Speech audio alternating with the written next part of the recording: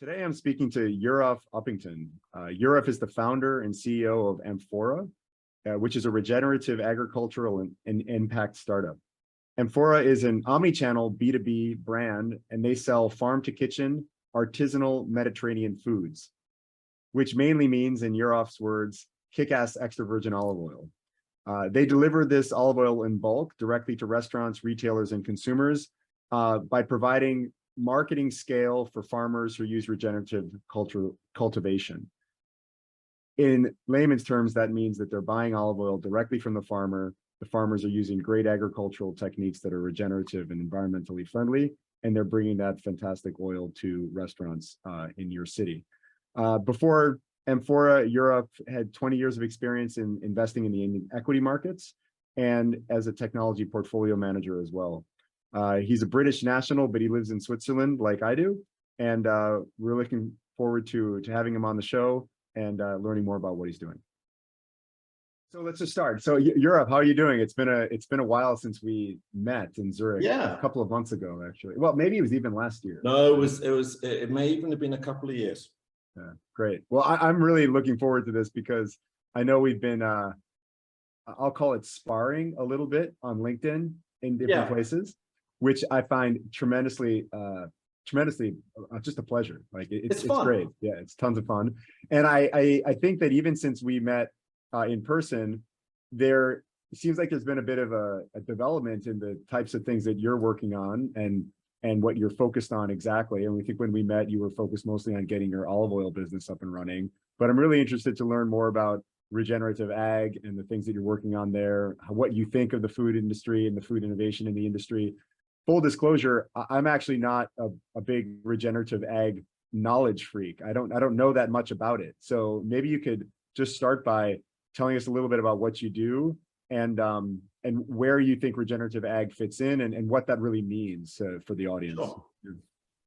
Sure. So, I mean, what I'm doing right now is I'm the founder and CEO of Amfora, and we're in a slightly different part of the food business from, I guess, where you guys are in. We're fully in the B2B space. And what we do is we take regeneratively produced extra virgin olive oil from small farmers in Greece and Spain and now soon North Africa and Turkey. And we bring it direct to restaurants and commercial kitchens.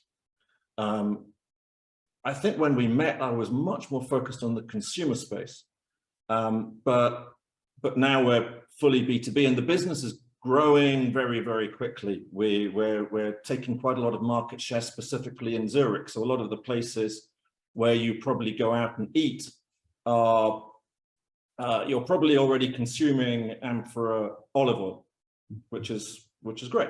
Well, I just ordered a bottle, by the way, to my house, so I'm going to check it out. Yeah, I know. We were very pleased. Thank you very much You're welcome. for the order. And it was, so what is regeneration? Regeneration is a different way of viewing food and how food is grown. It's a response to, I think, three major problems with the food sector and, a lot of how we eat in general. And so it's really about a focus on soil and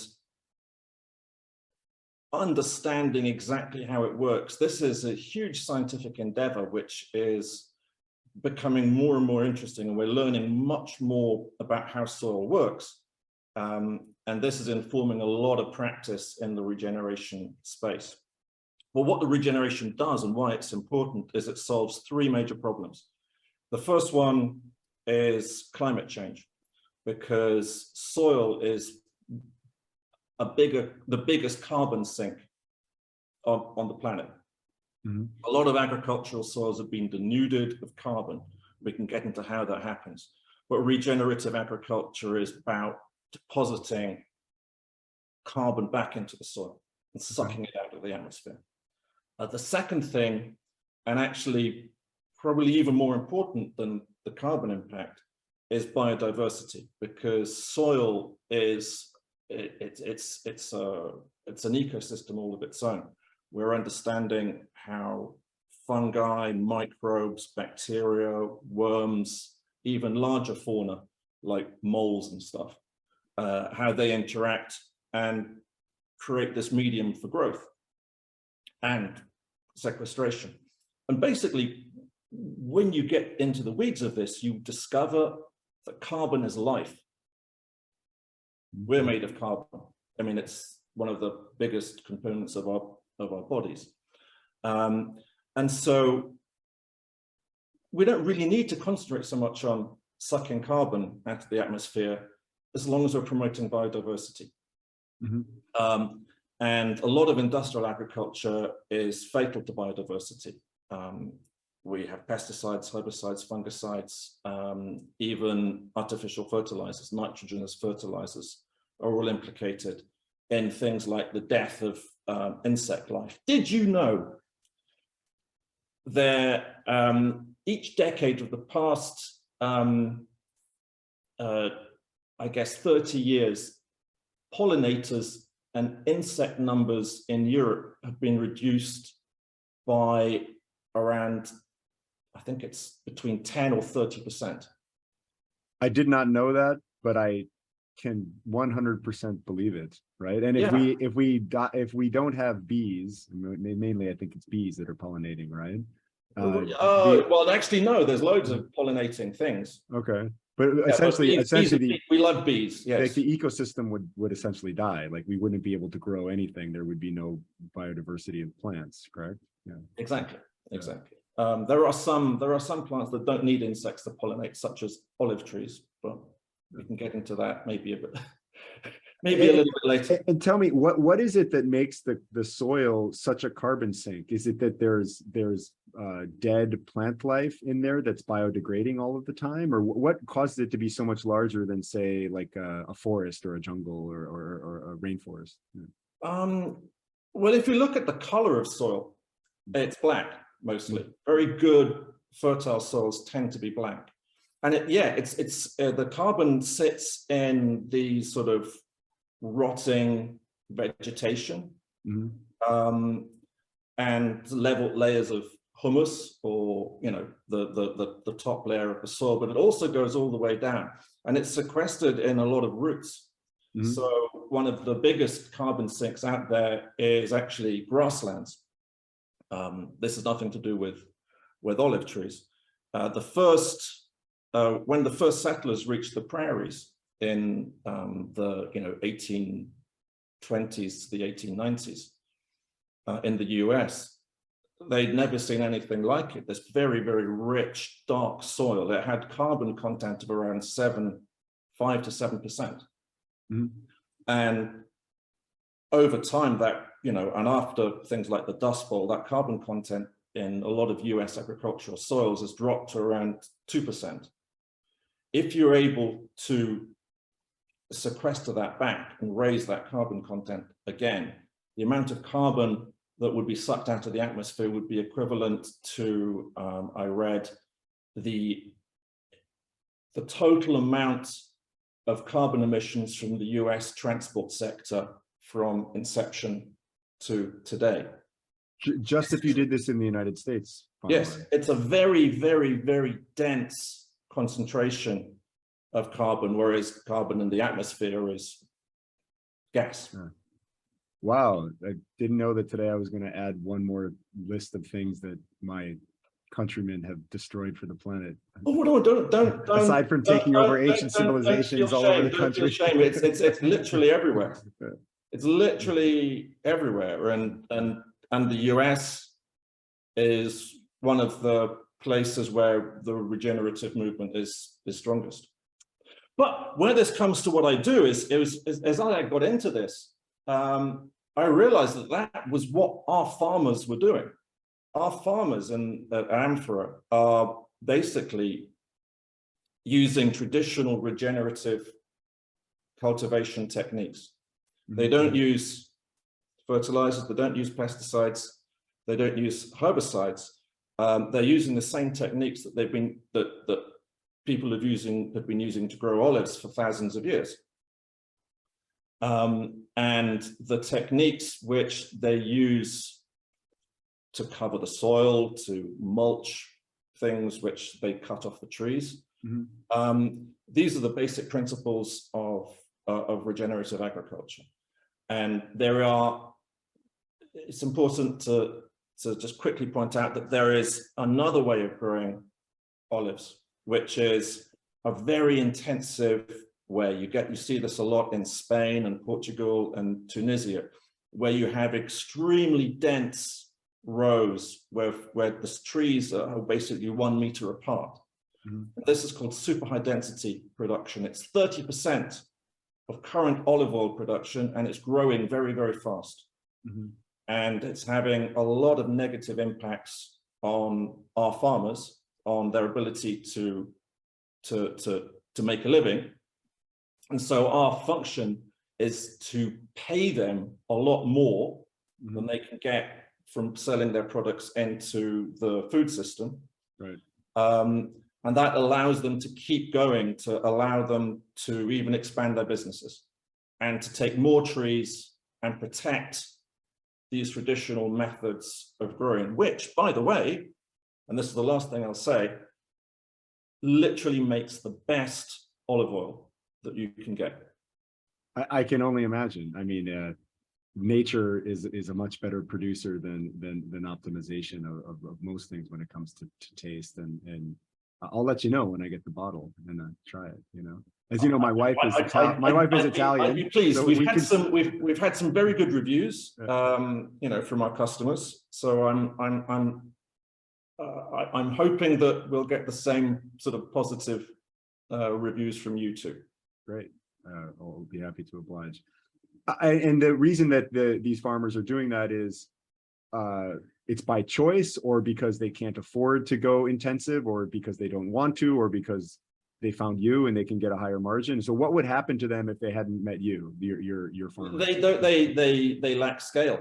The production is very small, and because it's very extensive, you can't automate it, and they don't have the capital to automate that production. So basically they just suffer. A lot of our farmers have actually got other jobs, and so, and this is how they sort of, you know, put food on the table. A lot of our farmers now are actually stopping. One of them closed his restaurant and has gone into full-time olive farming. Others have sort of come out of university and have taken over their parents' farms. But in general, what they would do is they would stop farming. And you've seen that in rural depopulation numbers across Southern Europe. If you go to a country like Spain, you'll see that the countryside is emptied out.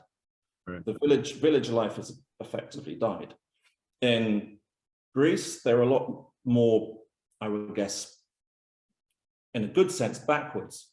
They haven't had that period of intensification and enclosure that they've had in Spain since the 1990s. And so our mission is to stop that from happening. Our mission is to preserve that way of making olive oil and to bring it to our customers. And we're not doing it, I mean, we are, you know, we're trying to be nice people, but we're also doing it to make, excuse me for saying this, a shit ton of money, because one of the problems with the olive oil business is it has a huge number of middlemen in between that farmer and the end product. Each of those, Daniel, is making a margin, 20, 25, 30%. Yeah. When we collapse that and we go straight to the farmer and bring it to the restaurant, we get to play with all of those margins. Yeah. And we share it out with the farmer. We give the restaurant customer a significantly better product for the same price. So it's not a premium product from the eyes of the restaurant from a price point of view. There's a large range of prices that restaurants pay for olive oil, and we're pretty much mid-range. We're not high. We're not. Restaurants can buy our product in so much bulk that they can use it to cook their chips and make salad dressings, and they can use a lot of it. So for example, in the supermarket, a typical olive oil you'd find on the shelf, in the mid-shelf, eye level, would be around 12 or 13 Swiss francs per litre. Okay. And our prices start at 10 per litre. Wow, pretty good. Pretty good. Yeah, it's the magic of our business model. Awesome. Well, it sounds like it's going really well. Now, maybe if we could talk a little bit about the scalability of these types of activities. This is, I think, one of the main. I've been fascinated by how quickly opinions change, particularly online. I mean, 3 years ago, 4 years ago, no one knew about plant-based burgers. Actually, I had an alumni event at the WEF in Geneva, and man, this must have been 2017, and we got one of the producers of one of the suppliers to bring a version of a plant-based burger to that event, and all these people were trying it. It's like, wow, that's cool, that's going to be the future, that tastes pretty good, but no one knew about it at all, right? Yeah. 2 years later, Beyond Meat goes public, and all of a sudden everybody wants to be eating it, and it's the next thing that's going to save the planet. And technology and the kind of investment that comes from venture capital made food tech the next place to go if you were a young graduate coming out of university and wanted to have fun at keg parties and play foosball in your office, right? Yeah.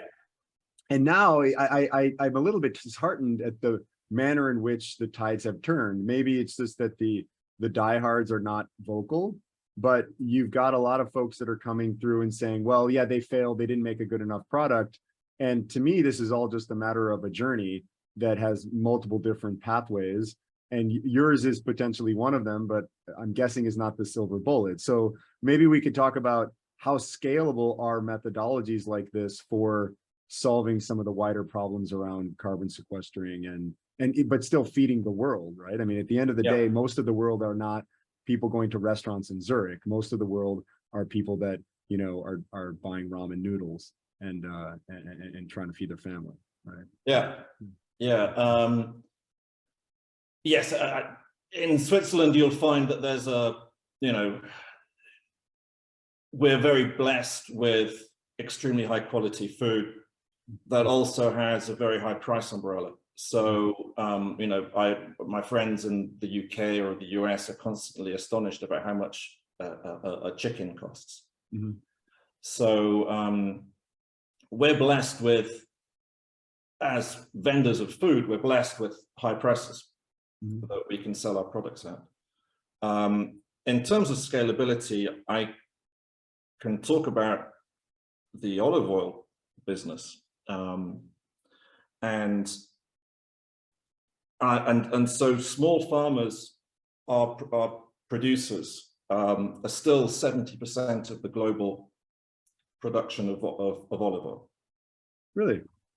Yeah, and the way the industry has evolved has been to sort of deal with that lack of scale and bring scale into it into the downstream parts. So there are very few very large companies that actually bottle and sell olive oil,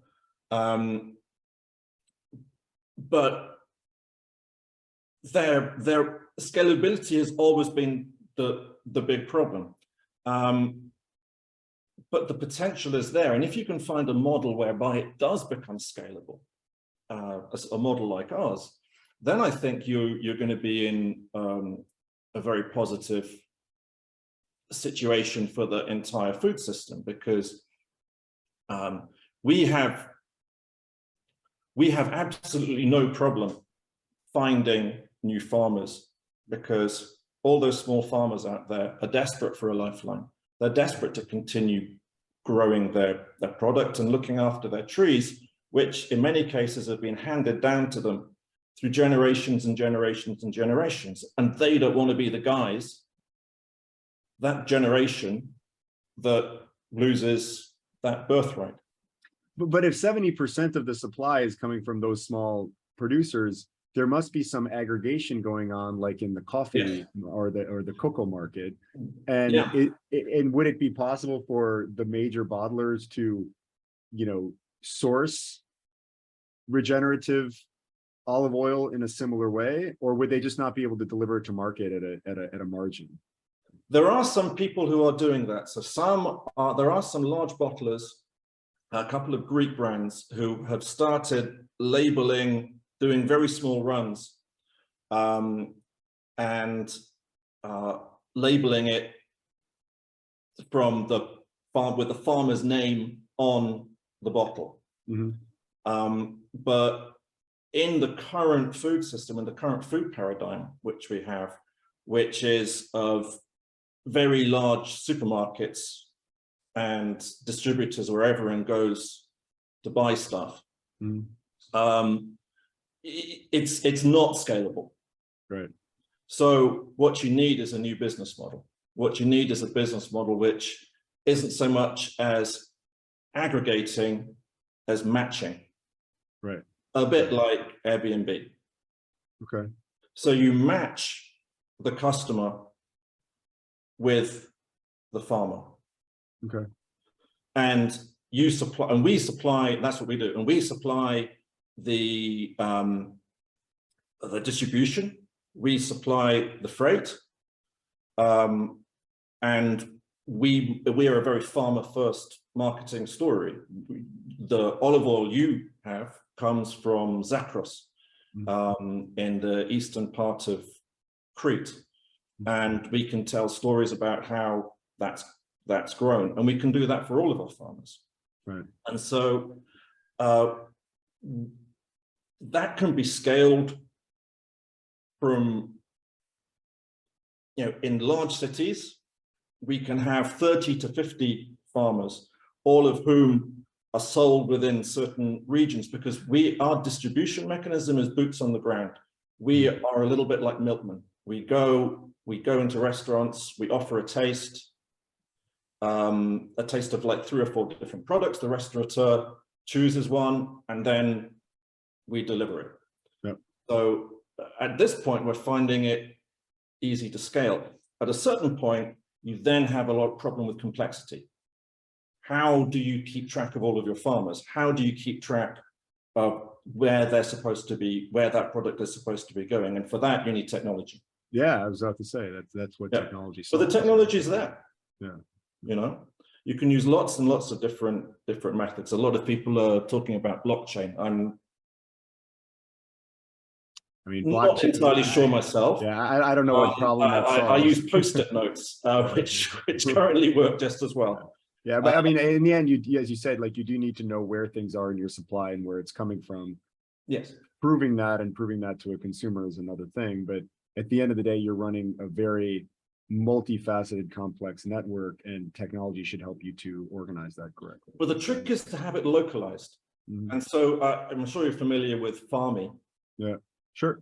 And this is what Farmy does. So Farmy has a network of farmers outside each of its big markets: Geneva, Neuchâtel, Zurich, Basel, Bern.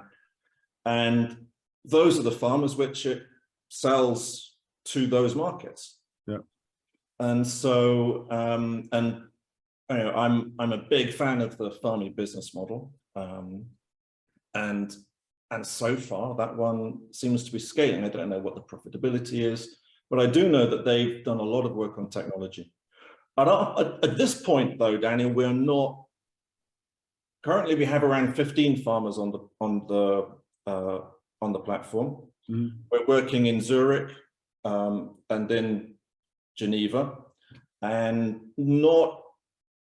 we have different, there are different products. We have a price range as well. So the higher price ranges, they tend to be more individualized, and therefore high-end restaurants that want something special that no one else has. And then we have very large cooperatives that make 800 tons of olive oil per year, or 20 tons of olive oil per year, and we ship that around as well. So there are ways of simplifying it. Okay. So But it's more. But it's. Do you remember the long tail? Oh yeah. I mean, I think the long tail is what the world is all about. And now taming the long tail. Yeah. There's a lot of value in that in many industries. Right? In a way, we're embracing the long tail.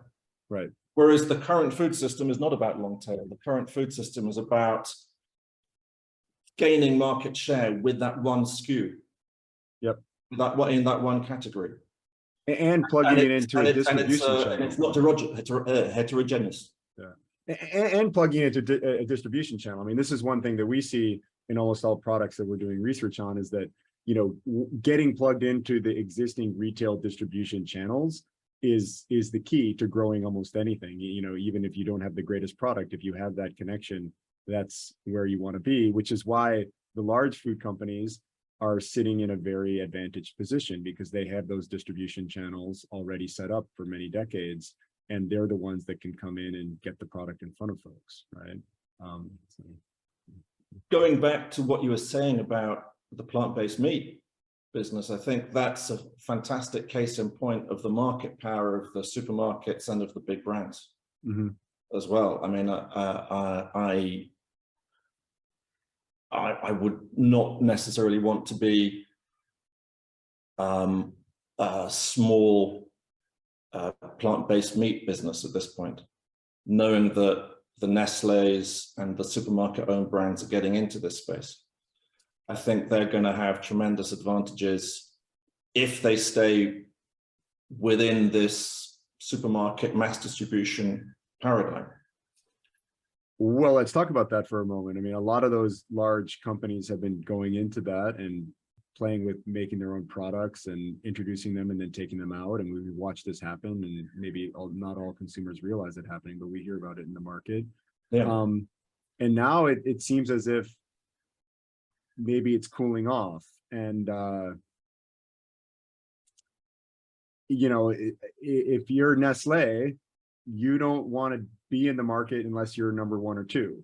And if that SKU isn't moving, you put something else there that's going to move no matter what it needs to be.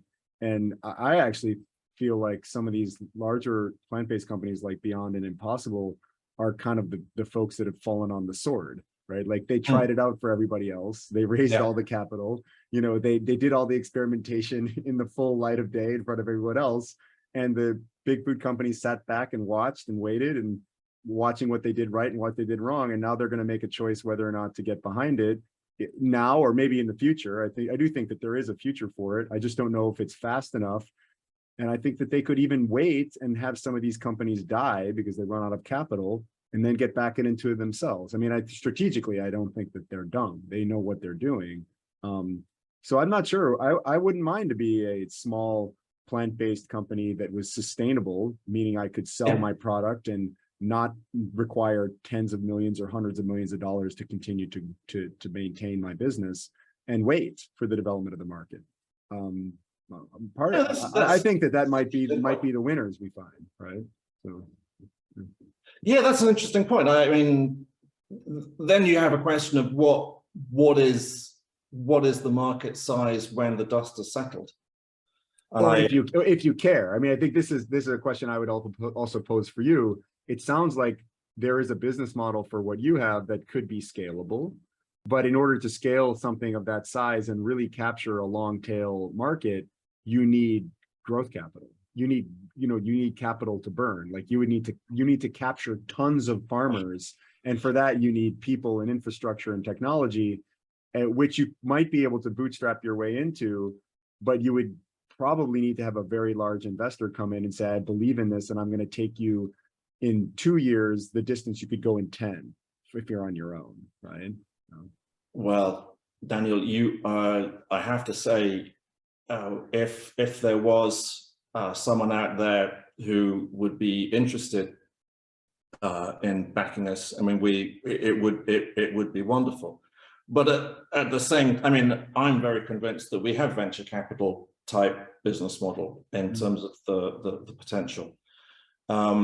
but it's very hard going to today's venture capital people and saying, you walk in after someone who's doing a sort of a software as a service AI startup, which, sequesters carbon. And I go in and say, hi, I sell olive oil. There's a certain problem there, so we're in a way we are forced to bootstrap. And it delays our development, but it doesn't stop it. And so we have to grow at the right size. We found ways of coping with a lack of capital. So in previous harvests, we would buy a lot up front. Now we avoid that inventory risk, and we also don't have the same working capital burn that we did. Mm-hmm. We add new employees when we have the money to do it. Yeah. Well, I know what that's like.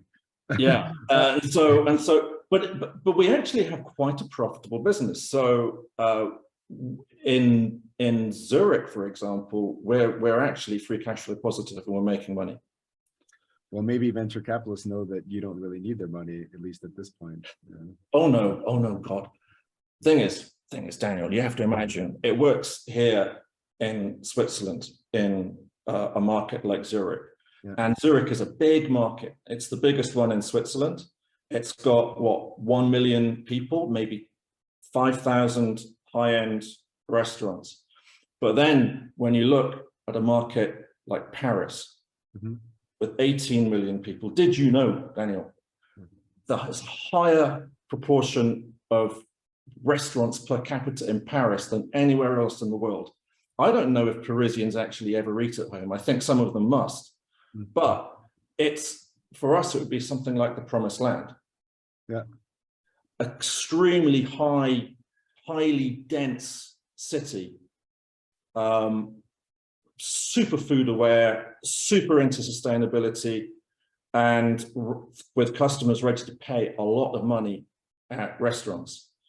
And our model succeeds best when you have a much bigger, denser market.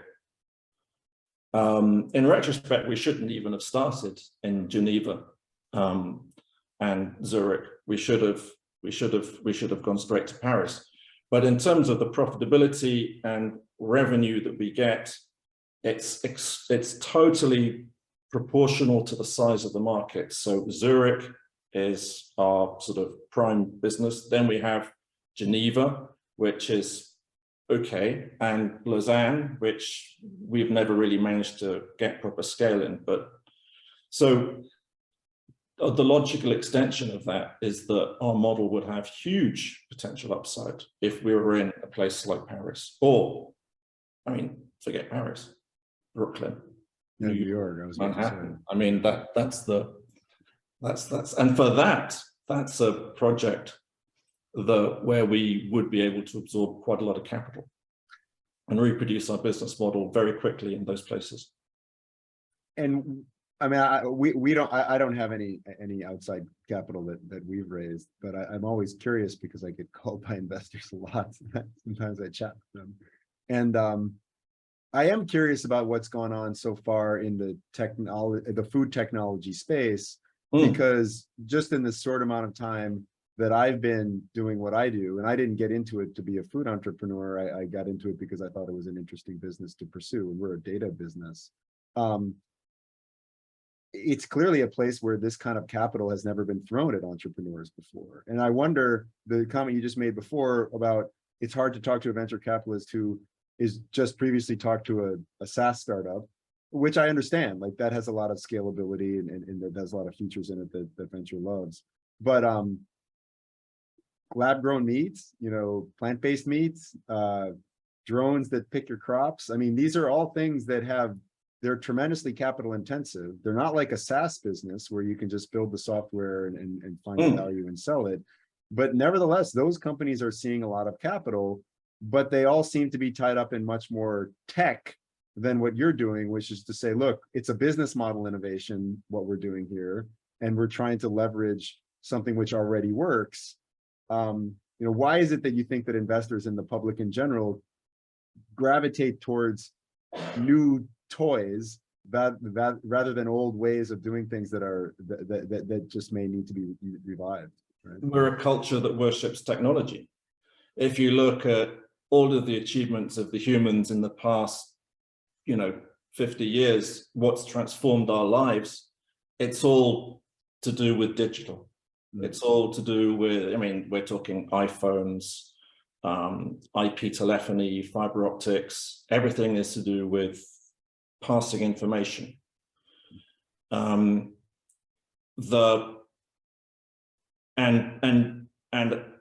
as a species, we've generated amazing technologies to do that. The real issue is the next set of challenges that we're facing, which are sort of a bit more existential. These are not ones where digital technologies are really going to make the difference. We're not maneuvering bits around. We're not, flashing lasers down fiber optic cables. We're actually trying to shift carbon from the atmosphere into the soil, or we're trying to find a way where by generating energy, we suddenly stop emitting carbon. We're dealing with atoms and molecules and gases and solids and stuff like that. Data and digital can help us organize that, and they can help us optimize it, but it's not going to be enough. It's not going to do the heavy lifting. When it comes to venture is really, I used to be a tech investor, so I actually understand the attractions of technology and also a little bit its limitations. And investing in public market tech companies is already hard enough. But to be a venture guy, it's even harder. You don't even know if the thing you're investing in, even 5 years on, whether it's actually going to work. You don't get that instant feedback that you get in public markets. And so you find some extremely risk-averse investors out there. And this is why you see such herding in the venture capital world, and I totally understand it. You want to find something that's worked before. You want to find the Airbnb of olive oil. I mean, we could present ourselves as the Airbnb of olive oil, but no, I wouldn't. You want to find the Uber of yogurt. Right. These are the models that people look to, and it's hard for them to find and to see that in many cases the dynamics whereby you can get that type of venture super rapid growth, whereby you can take over an entire market in a lot of these businesses. So I think that's one of the reasons why a lot of venture capitalists who I've spoken to are dying to invest in something regenerative, but they haven't found the business model. They haven't found the right company. They're looking to do it. Yeah. They know the benefits, the sort of positive externalities that you can get out of regenerative agriculture, but finding the right vessel is very, very hard. And so, yeah, I mean, I understand why investors can find a project like ours difficult. And, I'm personally convinced that we have the dynamics to be a proper venture investment. But, it's a brand new space. It's gonna happen. People will invest in regenerative models. I found a really interesting company in the US actually, just the other day, called Dig In. Not heard of it. It's a casual dining concept based in the US. It just took in a whole bunch of finance, like I think something like 65 million. It's a chain of casual dining restaurants, but they source from local regenerative farms around each of their restaurants. So they have a lot of businesses in the, they have a lot of business in New England and in New York. Wow, it must be That's difficult to manage a menu. Hmm? I think. It's difficult to manage a menu like that. I mean, you don't have a consistent menu then, of course. Yeah, that's one of the challenges. I've only just discovered them, and I'm super curious as to know how they do it. But of all of the people, you know, I have a lot of friends, and there's just a huge amount of buzz and interest. A lot of my friends keep ordering from this place. Yeah, I would. You know, Yeah, it's ticking all the boxes. You know, Yeah. it's a lot of what consumers want these days, and one of the things consumers want is, well, consumers always want everything, but one of the things they want is to have that sense of they're not doing something that hurts the planet. Right. They want to consume guilt-free, but smart people know that that's incredibly hard to do. Yeah. Food, luckily, is one of those things that if you do it properly, you can consume guilt-free. More than that, you can actually think, if I drink this olive oil, I'm sequestering carbon. That I hadn't thought of. Contributing to the solution of the climate crisis. Yeah, that I hadn't thought of. I mean, I think I'm permanently like basically burned in my brain is this idea that particularly meat production is bad for the environment, which I don't dispute. I don't dispute. I don't dispute it either. But I've never wanted to eat a lot of meat, and certainly not factory grown meat. I've never been a big meat eater, so there's never really been a topic for me.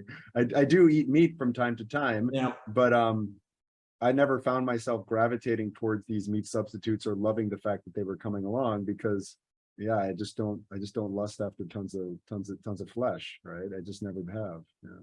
It's one of the fundamental problems with the alt meat space is that it looks like meat, and I think, I mean, I have a vegetarian at home. My daughter was a vegan and then is what sort of defaulted to eating some cheese as well. We're actually a partially Greek family, so not eating feta cheese is quite hard. But in a sense, that limited the market because you're the only, the actual real market for plant-based meat is for people transitioning from being omnivore to vegan. And once they become vegan, they don't like the taste of meat or they've gone off meat. They would probably sort of wean themselves off the plant-based meat anyway. Yeah. So it's a sort of bit of a contradiction in the model, I guess. What do you think about cellular grown meat, like lab grown meat? Oh, I have a very open mind. I'd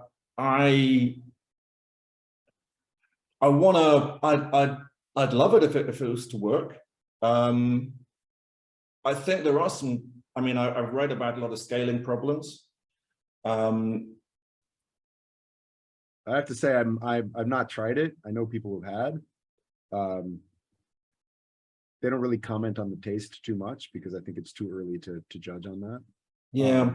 But it's got a lot of things in it that I would rather have a highly processed plant burger than put tons of antibiotics into my body, I have to tell you. And it's got a lot of things in it which are not, you know, not the kind of thing that you think about if you're eating natural. Really? That's for sure. Yeah. Oh, okay. Well, I was rather hoping that they would be pretty simple things. They'd be made from yeasts or from, I mean, I unfortunately, in order to make the whole process work currently, you need to control it heavily with other things in order to make that whole cellular production work. I'm sure that there are companies working on solving that problem, but nevertheless, that's the status that it's in currently. Yeah. Right? If on meat itself, I think I think future generations will look back at us, at our generation, and be horrified what we did in factory farms and certainly in feedlots, cattle feedlots. I think though there are ways in which beef in particular can be a solution as well. This is another part of the regeneration movement, and there are a lot of people who are advocating for grass-fed beef, but also grass-fed beef that uses a particular type of grazing. It's called adaptive managed grazing, where you keep a lot of cows on a relatively limited patch of grass, and then they eat it for like a few days, and then you move them on to another patch of grass.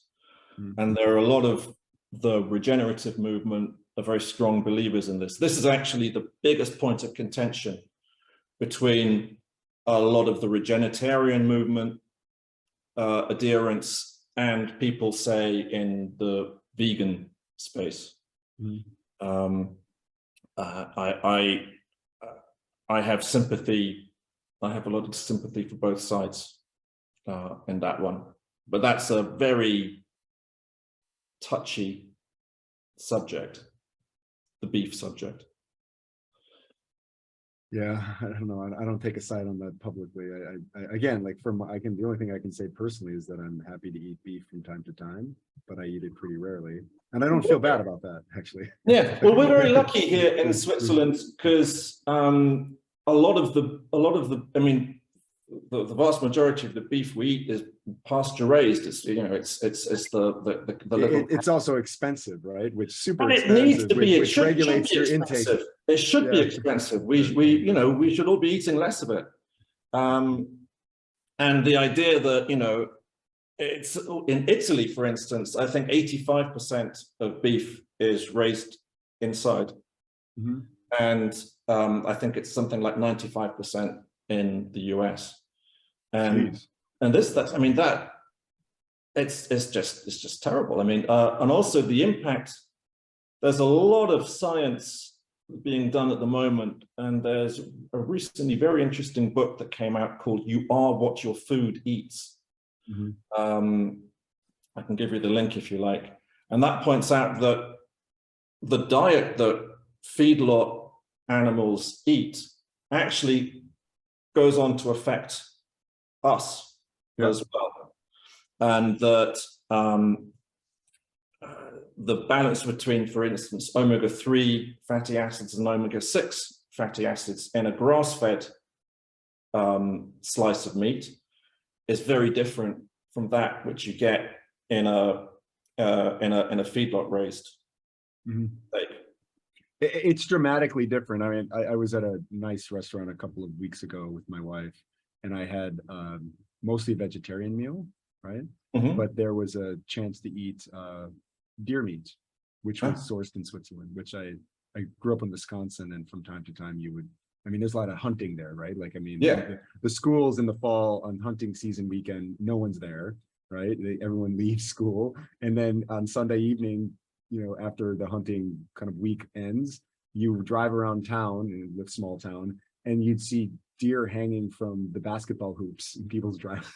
And it's like, I'll never forget that. But the man, this was so good. It was like natural deer from a preserve in Switzerland. Of course, I'm sure it's hard to get and it was expensive, but it was a small amount, but it was a very different experience, right? Like, it was just a completely different experience, which felt more or less like special. It was like eating candy in a way.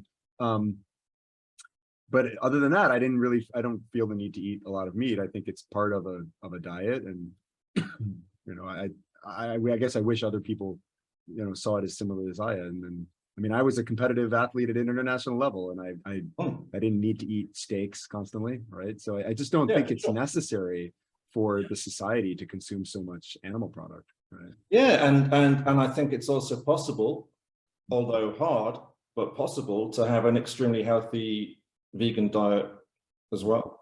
Yeah. You know, it does become easier if you permit yourself to eat cheeses and I don't know, fish or something like that. But I totally understand those who don't want to, and it's something that we struggled with in our own family as well. You know. Yeah. So what do you think the future holds for generations 50 years from now?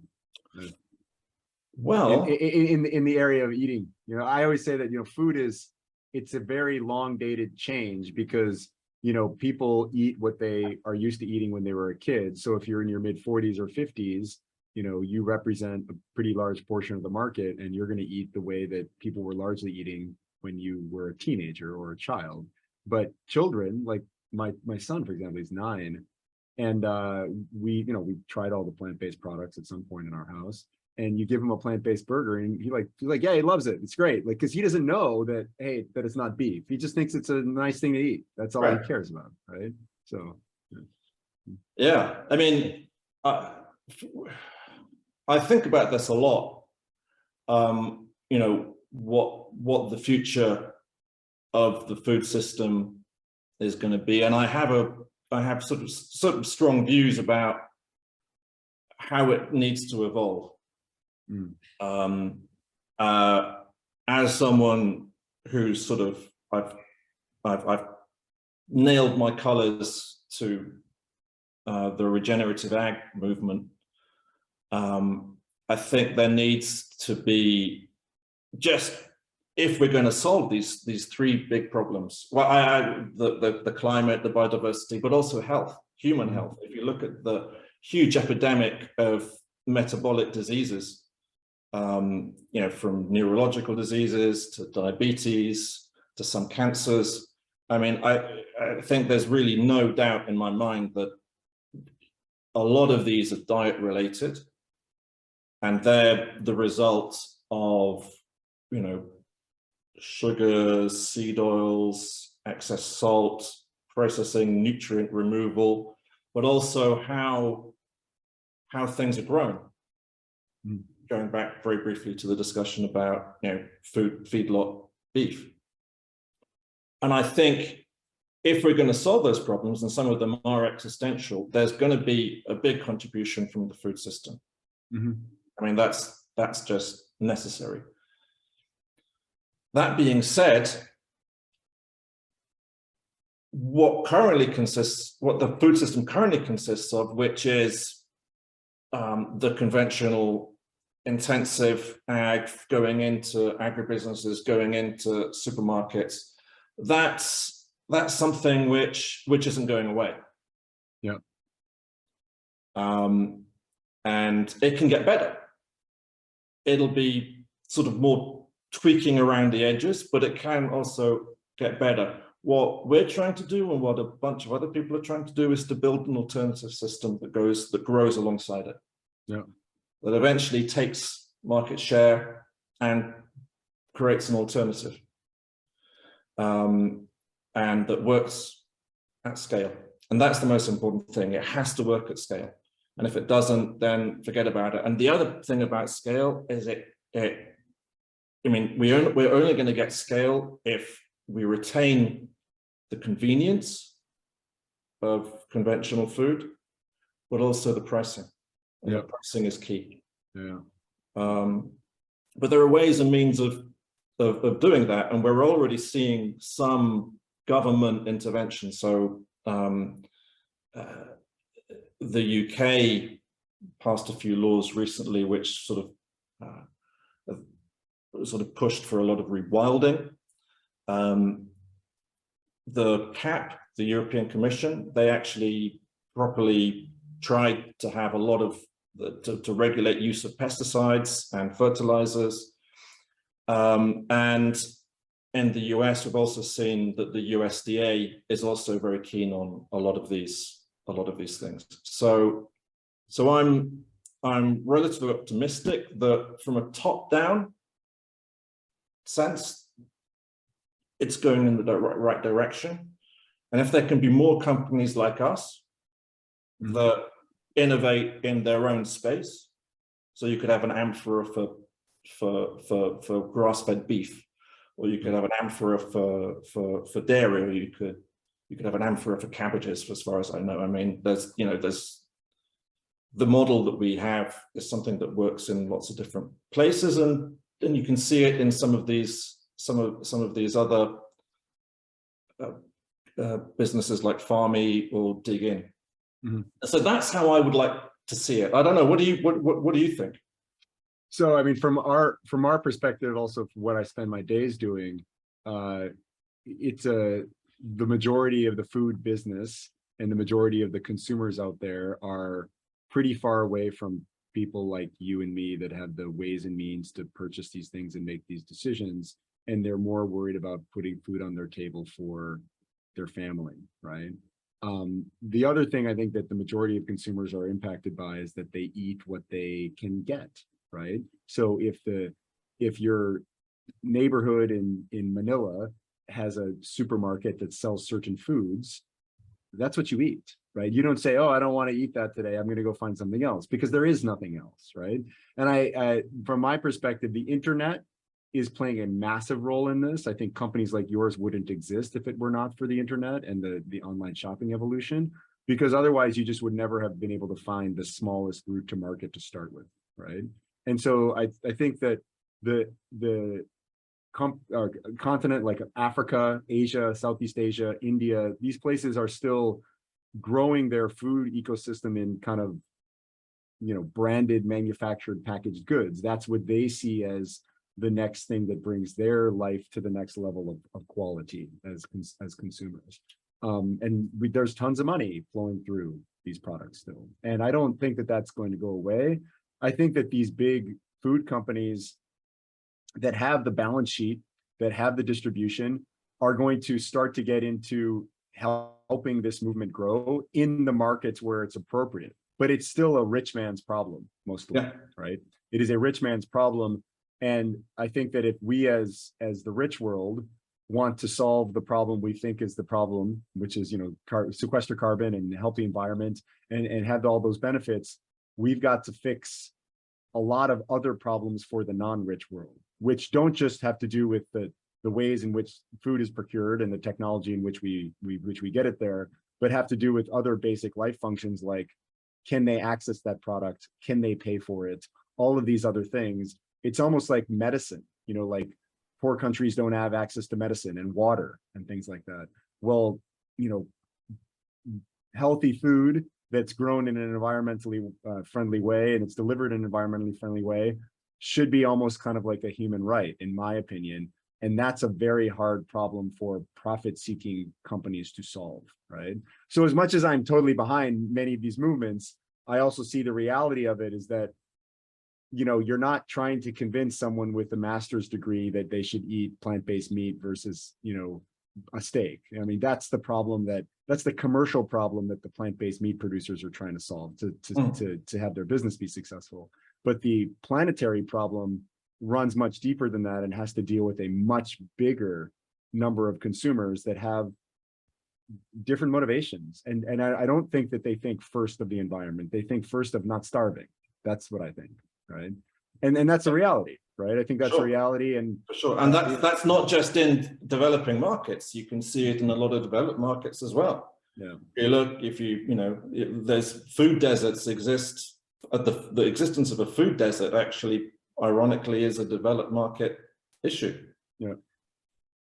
So I'm interested in those, broad areas of like creating opportunity for, the guy in the street that doesn't have a university degree but has skills and how can we bring up all levels of the society so that they can enjoy these types of products we're talking about, because if they start consuming those types of products, that's going to help everybody. It's going to help the environment. It's going to help the whole food ecosystem. So I think that this whole movement needs to take a broader view of how do we really make this not just like scalable, the word that you're using, but how can we make all of these things accessible to the broader population, right?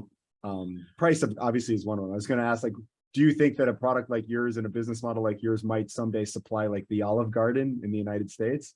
I mean, is that a possibility at that scale? Yeah, for sure. I mean, each Olive Garden would have to have their own olive oil. Yeah. We'd be very, very, if you know anybody at Olive Garden, Daniel, I'd be very happy to discuss it with them. And, but yeah, I mean, once you reject the idea that everything has to be uniform, and that you need to have, there is going to be also going to be a lot of strength in diversity. That when you add diversity, you actually also begin to add a lot of resilience. And not optimizing everything can also be a very smart thing to do. On your point, there is one thing I would like to point out, which may cheer you up. If you look at a lot of very developing markets, they are already regenerative. They are already using regenerative agriculture as the poor man's agriculture. Because the cost of all those inputs, which also mess up, all of that, which cause a lot of the problems, it's very, very expensive. So poor farmers generally have been relying on regenerative agriculture, and there is some resistance to the global diet that people talk about. So, for instance, in China, I need to spend a lot more time on this. The supermarket sector has actually been a little bit of a disappointment. That a lot of Chinese people actually like to buy their food in the wet markets, and those wet markets are actually supplied through sort of farmers, local farmers, and small businesses. So it may be that in places like Africa, which is going to be the next great frontier for the big food businesses, it may be harder than they think, and that some of the food cultures that they're going to come up against can be very, very strong. That's a ray of hope. Yeah, I think probably it's a very regional, bit by bit. Again, we work with a lot of big food companies, so we see that from their perspective. But you're right, like in Asia, Southeast Asia, there's a lot more fragmentation in the food supply chain, right? And and those big food companies, they're not all bad. I mean, there's a lot of things. I'm not saying they are. No, I know you wouldn't. I know you wouldn't. But there's a lot of people in my part of with a lot of my views, they can be very dismissive of the big of big food. But there are ways in which big food can adapt as well. And if you look at how they're sourcing cocoa, how they're sourcing a lot of their coffee, they're doing very important work. And I'm big time encouraged by some of the things Nestle is doing and other big brands. Well, maybe one of the solutions is that getting more behind those companies and recognizing their influence and power and being more supportive of them rather than trying to fight the David and Goliath. I think that there's probably an element of that as well, right? Look, at the end of the day, they also need to be responsive to the market. They just move a bit slower because they're bigger. They need help. Bigger super tankers. We should help them. Yeah, agreed. And I know that's what you're doing too. Well, I'm trying to. I mean, they still come to me, and we need to help them in the way they need to be helped. But we definitely see that they're not unaware of these things, and it's both a matter of protecting their business, but also playing a responsible role in the ecosystem. Listen, I've got to wrap it up, but this has been tremendously edifying for me. Hopefully enjoyable for you. For me too. And for me too. I'm super interested in what you're doing and how you work, and I've always had a lot of respect for your views. Thanks very much, and it's great to see that you're doing well, and I'm looking forward to trying my olive oil. I'm going to let you know how tell it me, works. tell me what you think. Yeah, I will definitely do that. And you know, I think that it sounds like your business and movement is, you know, I agree. People will come around, and you know, you'll probably be in a good position when that happens. So so all the best. Yeah. We'll see. We'll be around.